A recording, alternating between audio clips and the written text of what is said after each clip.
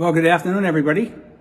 I hope you had a great weekend. What a great weekend it was. And we had all kinds of great things happening in our parishes. Culminated yesterday morning with our joint Mass, the culmination of the 10 and 11 o'clock Mass. So we had 10:30 Mass at St. Athanasius outside, followed by a cookout and a dunk tank.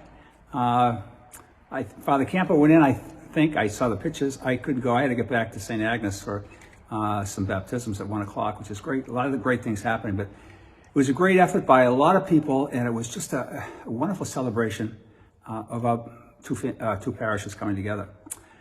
So we contrast the great weekend we had in the Reading Catholic community, and I think it's just all the craziness that's going on in our society. We seem to be getting worse and worse in terms of just the issues between the various factions. We are being divided.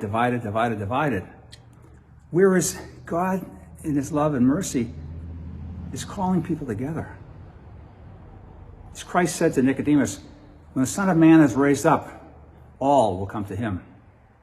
If we pay attention to who he is and what he's calling us to become in being his disciples, we can change the world.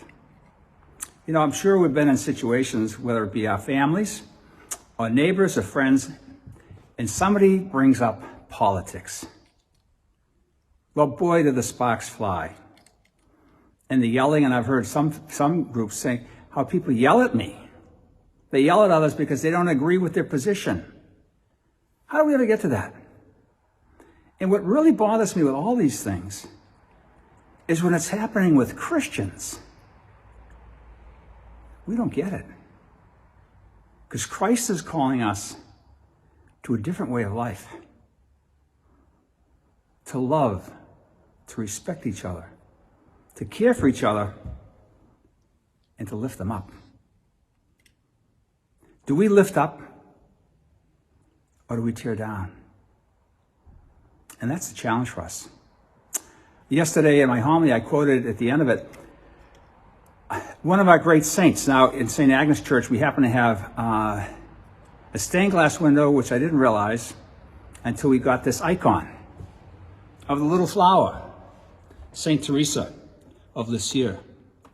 I mean, an incredible woman who didn't live that long, and she wrote her little way, which is all about God's love.